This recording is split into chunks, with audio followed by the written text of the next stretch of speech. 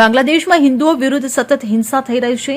5 ઓગસ્ટે સત્તા પરિવર્તન પછી નવી સરકાર હેઠળ ઘણા હિન્દુ મંદિરોમાં તોડફોડ કરવામાં આવી હતી અને હિન્દુઓ પર નિર્દયતાથી અત્યાચાર ગુજારવામાં આવ્યો હતો। આખરે સમગ્ર વિશ્વમાં ટીકા થયા બાદ બાંગ્લાદેશના મોહમ્મદ યુનુસ પ્રશાસનની કાર્યવાહી કરવાની ફરજ પડી છે।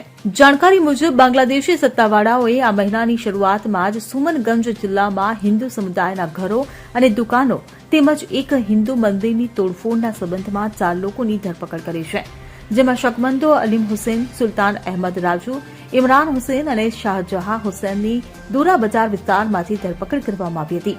ઉલ્લેખનીય છે કે 3 ડિસેમ્બરના રોજ સ્થાનિક રહેવાસી આકાશ દાસે ફેસબુક પર એક પોસ્ટ મૂકી હતી, જેના પછી વિસ્તારમાં સાંપ્રદાયિક તણાવ ફેલાઈ ગયો હતો। જો કે દાસે પછીથી પોસ્ટ હટાવી દીધી હતી, પરંતુ સ્ક્રીનશોટ વાયરલ થયો હતો। આ પછી પોલીસે દાસની ધરપકડ કરી હતી। હવે આ કેસમાં ધરપકડ કરવામાં આવી છે। Bureau report CN24 news. હવે જુઓ દેશ દુનિયાની તમામ ખબરો તમારી આંગળીના ટેરવે। ઉઠાવો મોબાઈલ અને ગૂગલ પ્લે સ્ટોર પરથી ડાઉનલોડ કરો અમારી CN24 ન્યૂઝ મોબાઈલ એપ।